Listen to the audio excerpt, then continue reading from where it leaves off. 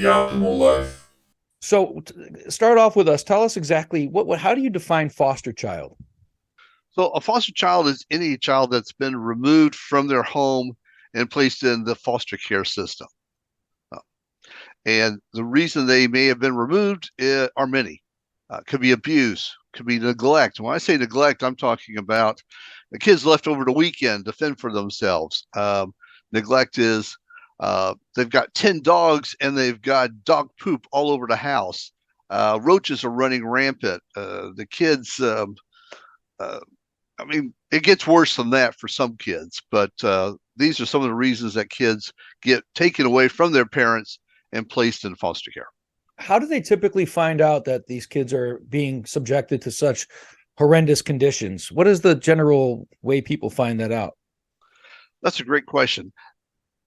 Before COVID, teachers were a big part of the group of adults who would be able to identify that a child was being abused or neglected.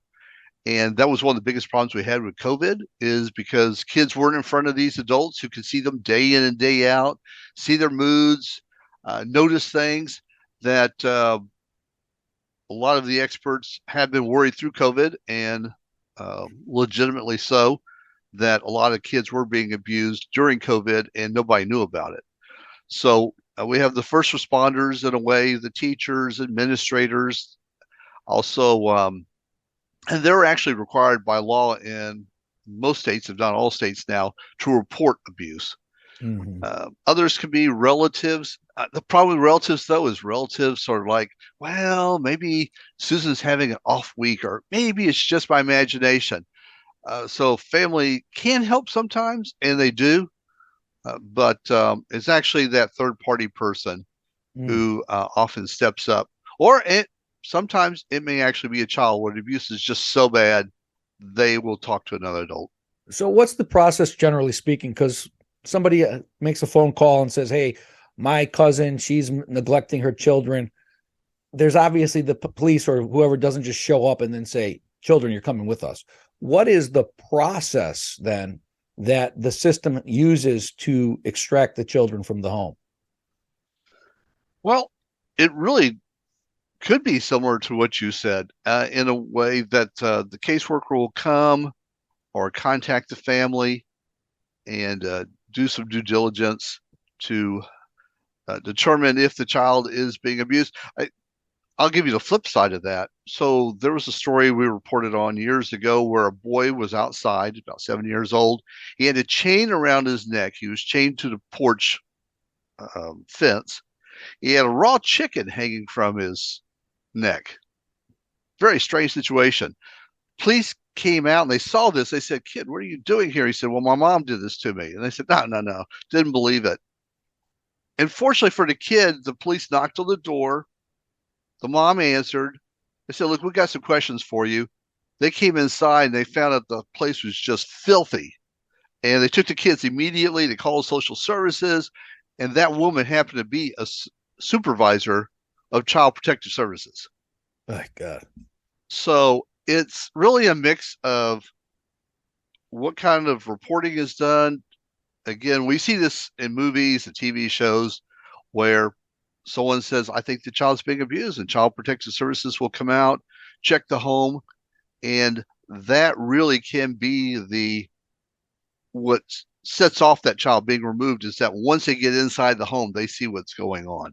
Right. But I would assume there's got to be still something legally, right? There's got to be more than just somebody showing up and taking the kid from the home. It's You're right. right with like it's like a search warrant, or there's got to be some kind of judicial process, I would imagine, that allows the government employee the authority to then say, this child is coming with us. You're right. And what has been happening is that the courts are involved in that. So a caseworker will present their information and say, "I think this child is being abused. We want to go in," and the judges will sign off on it. Again, I'm going to give you the flip side. What has happened, for instance, in Arizona until recently, kids were being taken away from the home, and then they did a state review, and they were finding out, well, kids seem to be going back to their home after like 10 days. What's the cause of this? Why are we taking kids out, putting them in foster care, and then all of a sudden, a week and a half later, they're going back home. What they found out is in almost every case, they had not been presented to a judge. Once the judge had seen it after about 7 to 10 days, they were saying, no, this wasn't legit. No, you didn't have good grounds for this. No, take the kid and put them back. So they actually created and passed a state law saying you must go before a judge. So it's a great point Yeah, because yeah. unfortunately, emotions get involved, biases, prejudices get involved when it comes to caseworkers, and we have to have the courts to step in and make sure that people's rights, the rights of the parents, are not being abused. No doubt. So when they do take the kids away, are they taking them to a these are called foster homes where there is it like the movie like Annie? It's a Hard Knock Life?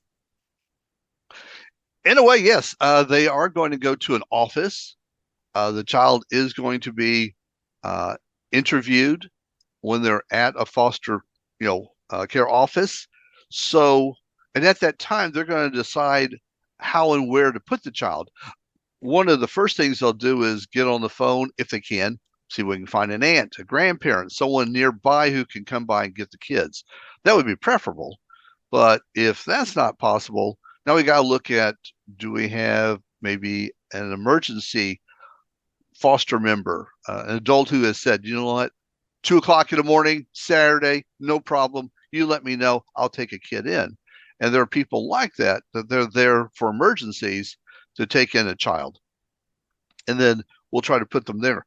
Worst case scenario, and this does happen though, they may end up sleeping on an office floor. And when you call them foster children, whoever's taking them in under this foster care system is not their legally adopted parent. Is that correct? Absolutely. These are complete strangers who have gone through a process to learn how to be a foster parent, how to care for a child. There's some training on the trauma that they may experience in receiving that child. So there's some preparation there. And there's also vetting. That's the most important part. They vetted these adults, hopefully by following their process to ensure that these are not pedophiles, abusive people to begin with who are taking in that child. Yes. So is the foster parent a temporary figurehead then until you could find a more permanent home? How does that work? So, yes, the foster parent is temporary. That is the idea. Foster care was never meant to be full time, years Right. and You don't years. take a 5-year-old from the home and then they wait till they're 18 in a foster home, correct? Typically. Well, no, I mean, if you take a child who's 5 years old, hopefully, uh, one, they're with a relative. If that doesn't happen immediately, then they're in a foster home. That's best. Right, There's but you kind of wouldn't another, you wouldn't expect them to remain in that foster home for 13 years until they're adults, correct? no, You would hopefully try the to get them system, out. yeah, Yeah. hopefully the system is working. And that is their big focus is reunification. And more than 50% of the kids do go back to their parents.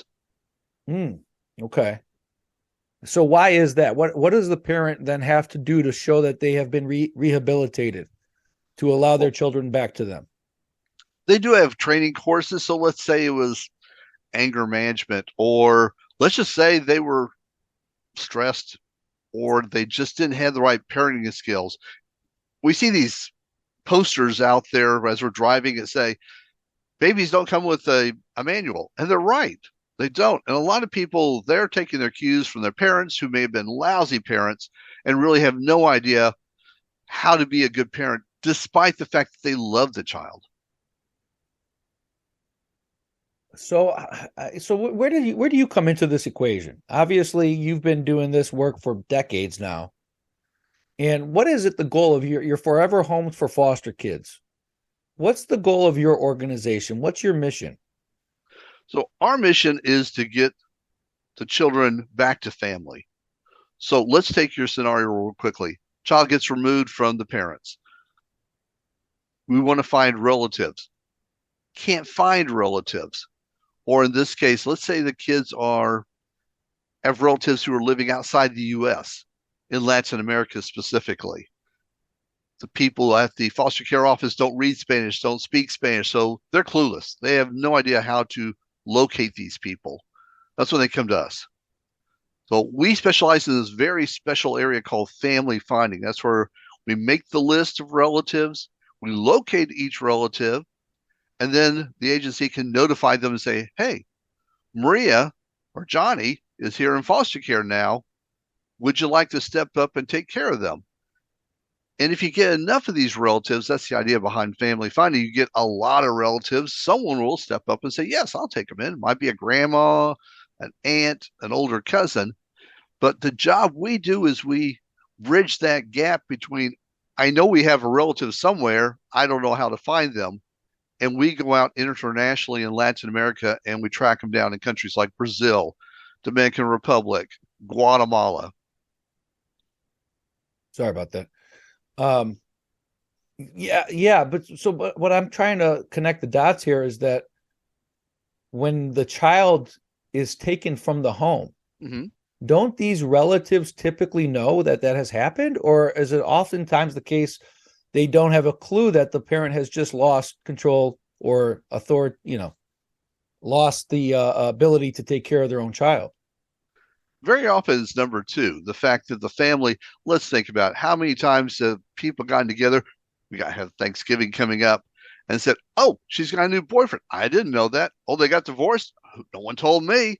Oh, they're going to be expecting a baby. Wow.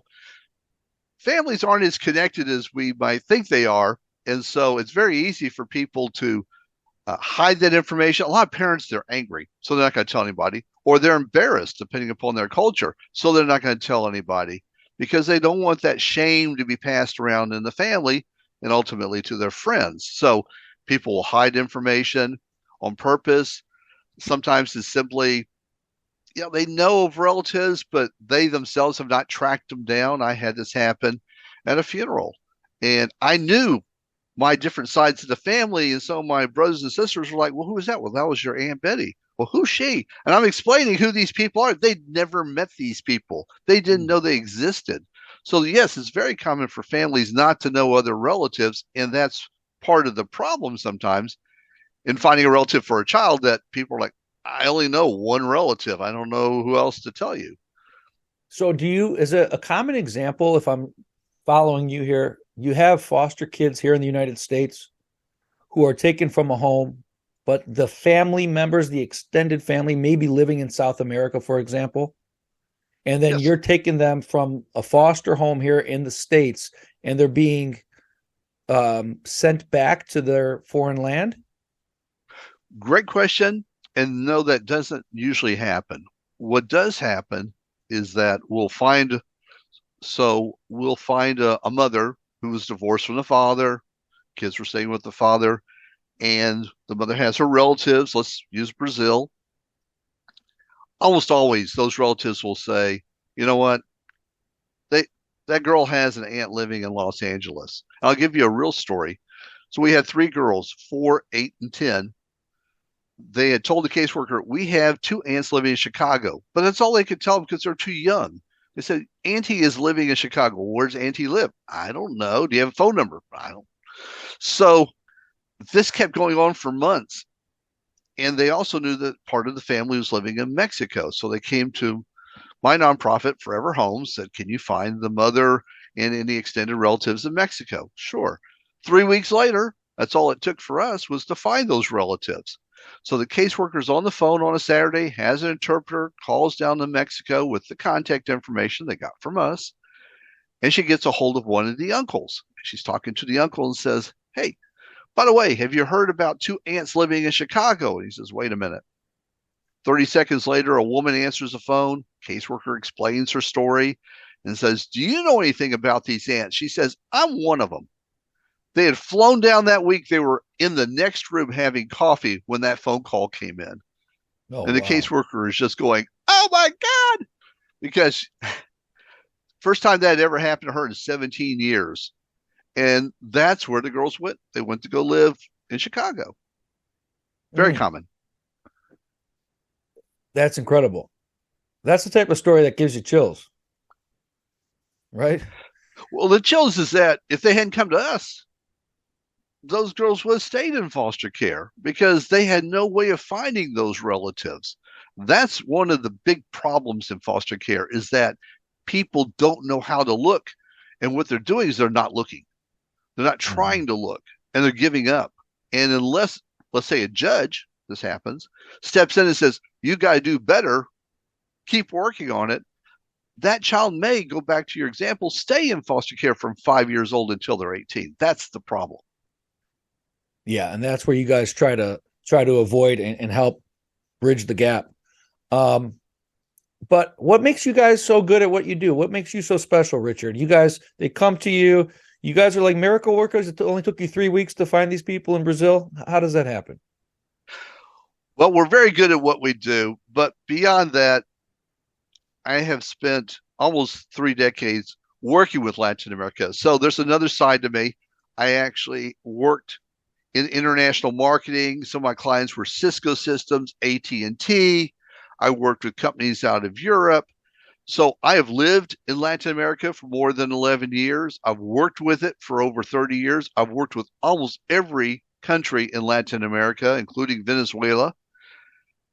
So I've dealt with the government agencies. I know how to find out information, and I also have that gift. It was something early in my professional career that was pointed out to me that I had a knack of looking at information and pulling out what would lead me to find someone. I found government officials, and then that rolled into finding relatives for people, and then that rolled into my helping foster kids. But it's a combination of all that, and that we are constantly looking at how to work with agencies instead of just calling it in. That's the big problem. A lot of people call the embassy and they leave it up to Jorge or to Maria to do the job for them. And maybe Maria has got a stack 6 inches high and she calls it in and says, you know what, I tried.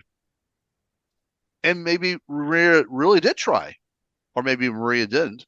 And that's all you could do because they don't know how to do things. I do. I know who to pick the phone up and who to call. I know what their title is. I know where they work. I know how they work. And so I've got a team throughout Latin America who now has this information and training. And that's how we're able to do these things. Sometimes we close a case in as fast as 48 hours. Wow. So has that process gotten easier over? Because when you started this, I would imagine there wasn't a whole lot of social media.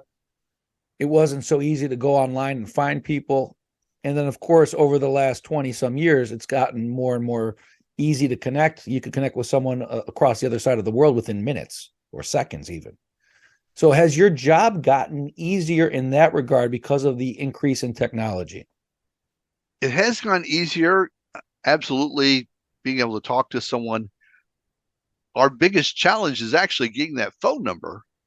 So we may know that someone lives in a particular city, let's say Houston, Texas, but we still got to find out. And even if we had the address, we still need a phone number unless we're going to get someone to walk up to the door and knock on it, which is oftentimes impractical and sometimes dangerous in some of these countries. No one's going to walk up in that neighborhood and knock on the door. I actually had someone in a marketplace and the police were there.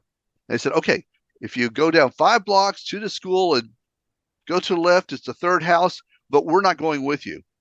It's gang controlled. And you should not go there. And so nobody went to go knock on the house door because that was how dangerous the place was. That the police, not only was it so dangerous for the police, we were going to take pictures. They said, no, you cannot take a picture of our face. You can take a picture of our bag. You cannot use our name. We don't want anyone to know we had anything to do with you because we're going in those type of situations. What's something that needs reform? Every system needs something that needs modified, changed, improved, etc. What's something about the foster system that you believe needs reformed? First thing we need to reform is the budget. We have the budget tied to what's going on with everything else. So the first thing that gets cut is always welfare, which includes foster children. And then we have this crazy system of government where if you do a great job and you're very efficient, we're going to cut your budget. We've all heard about if you don't use it, you lose it. That can't work with kids because kids come in and they need help. And we're not taking care of the kids anyway with the budgets that we have right now. They're not getting the right mental health. There's not enough foster parents. Caseworkers aren't getting training. All that starts with money. Bottom line, there has to be enough money in the system to take care of these things so that we aren't putting kids out on the street at 18 years old that are going to cost us hundreds of thousands of dollars in social services over their lifetime. As a matter of fact, in my book, Do No Harm, I talk about that this year, 23,000 kids are going to be aging out. That means they're forced out of their homes at 18. That's going to cost taxpayers $7.2 billion over the lifetime of those kids. And next year, guess what? We have another $7.2 billion bill coming due every year. So there's real dollars attached to this. We could be preventative and guarantee those budgets so that people can say, oh, great, I know how much money I have to work with. Let me get my staff. Let me get the training. Let's take care of these kids. Richard, approximately how many kids annually are in foster care? It goes up and down, but it's always over 400,000 kids. Wow. Holy shit. 400,000 kids on an annual basis. Obviously, some of them are revolving because they might last in the system for years, and some of them are new. Yes. So it's constant. That's a monstrous number. That's a monumental number. It is. In addition to that, of that group, we have 100,000 plus kids every year who are available to be adopted. And then you have those 23,000.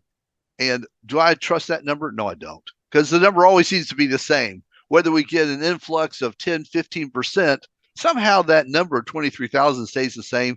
But let's take it at face value. That's 23,000 kids, 18 years old, losing their home, losing a place to have food, shelter. Many have not graduated from high school, and now they're on the street to fend for themselves. Wow. Astonishing. That's a major problem. And you guys are obviously helping wherever you can.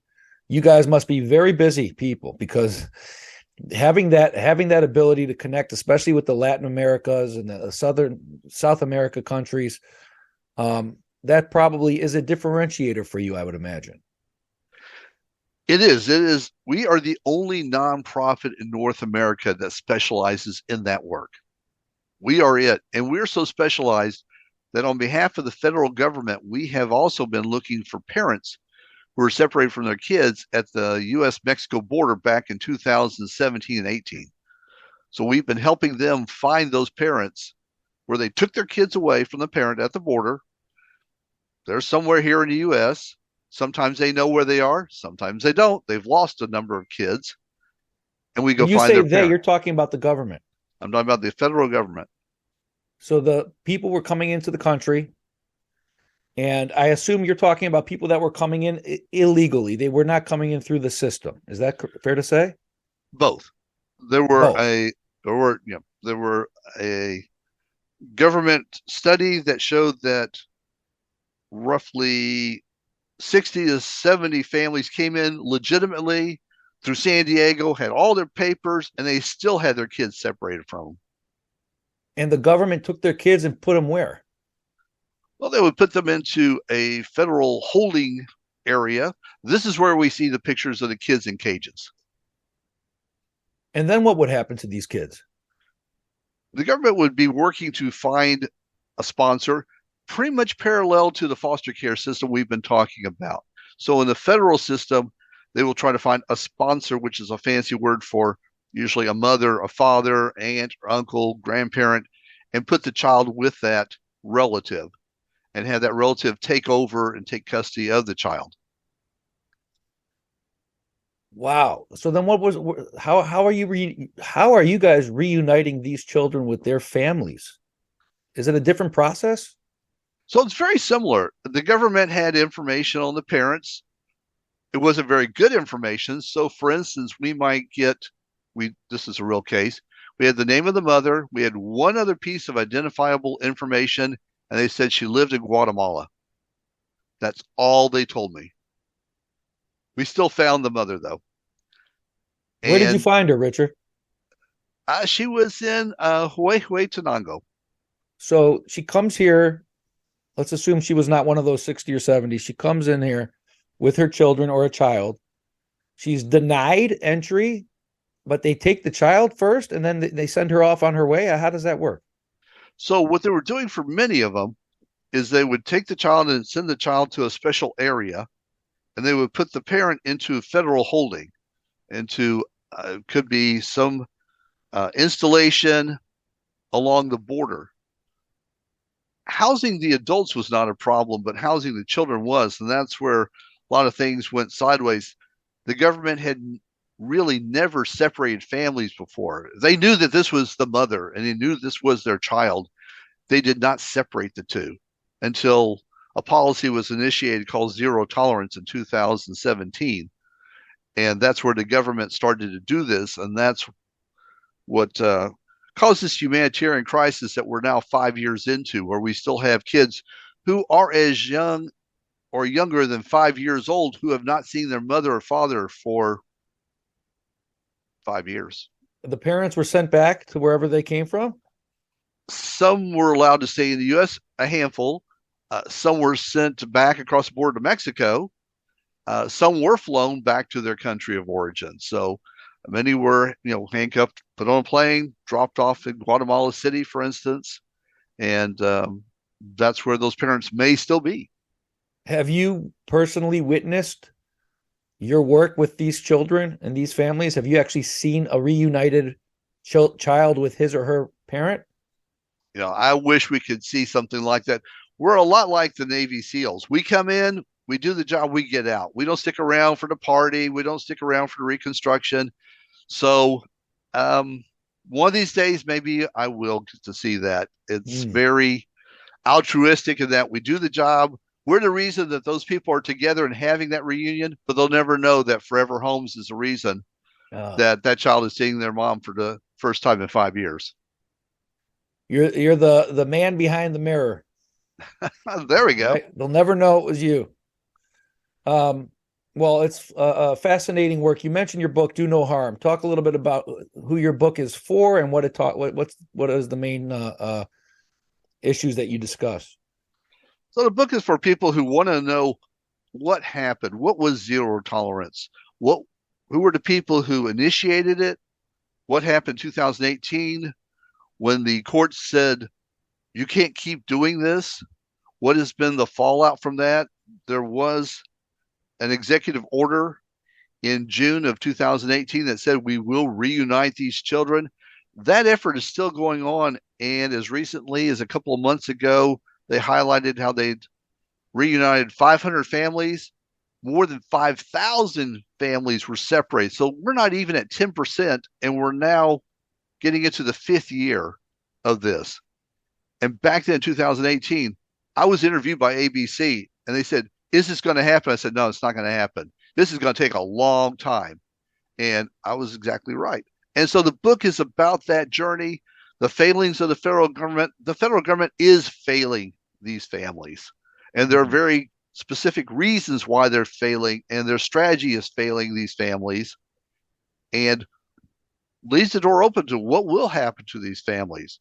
And also connecting it to, this isn't just an immigration problem. Those kids are now ending up in the U.S. foster care system. And the foster care system is not a safety net. And so now it also describes in the second part of the book about the U.S. foster care system, the problems we have there, and also addresses, okay, how can we fix it? Just like you asked, that was a great question. What can we do to make it better for our own kids? Not to mention other kids who are being placed in the foster care system. So the book is for those people who care about children, who care about politics, who want to know what the dirt was, what happened. It's behind the scenes, personal stories, and Do No Harm is the name of the book. Okay, and we'll make sure that we link that up in the show notes, Richard. Yeah, it's baffling to me when you hear these stories, because most of us never see this side of life or society or this aspect, and children and 400,000 and illegal immigration, legal immigration, families being separated. This is the stuff that you guys are seeing. So I'm just curious, who is hiring you guys? Is this the government that's saying we need your help, or is it the families, or is it both? Most of the time, it's government. So the counties, county foster care agencies across the country, nonprofits that are contracted by the county. A lot of people don't realize that foster care agencies don't do a lot of their own work. They contract it out to nonprofits who are specialized, just like we are. So there's that group. As far as the immigrants, there are a group of nonprofits that have come together to help the federal government. And that group has come to us and asked us to do this work. And so we have been taking over their worst cases, their cold cases that have been sitting around for 3 years and solving those cases for them. Hmm. And so do want to say that someone in the government has been thinking about, okay, we're not succeeding here. What can we do to succeed? And fortunately, they came to us. So we are now the last tier to help a family. If we can't find them, then no one's going to find them. And something else that comes to mind, Richard, before we finish, you mentioned these children that come in illegally. They're separated from their families. They may be in the system for several years. Some of them have never seen their parent. They don't know their parents. They came here at 1 year old or whatever it is. How do those kids get into a U.S. citizenship? Um, at this point, that's not even in the process. We have more than 600,000 kids who are under DACA, and they were brought in similar ways 2 years old, 3 years old, whatever age. They've gone through our educational system. They're now 21, 22, they're adults, and their pathway to becoming citizens is completely up in the air. So, to extend that out to these children who were brought in as immigrants, who knows? And that's the whole problem. We have no idea. It's very much of a political football, depends upon how someone feels, which party's in place. And so that's not a good way to run this immigration process. That's part of our problem. It's so politicized, nothing's happening because everyone's pointing their finger and blaming each other instead of fixing the problem. Shocker. It seems to be the way of the world these days, and it doesn't seem to work very well. Hey, where do you want people to find you online? Social media, website, etc. So they can find us on our website, which is Forever Homes for FOR foster kids.org, and on Facebook. We're very active on Facebook. We do have Instagram. They go to Facebook, just put in Forever Homes for Foster Kids. They'll pull us up. We've got 58,000 followers. And the book, Do No Harm, is on Amazon. And we welcome people to get the book. Proceeds from that are going to go help a foster child be reunited with their mother, their father, or their relatives and get them out of the foster care system. Richard, thank you so much for the work that you and your team continue to do for all the foster children and families that are out there, and continued success to you guys. Thank you so much, Nate.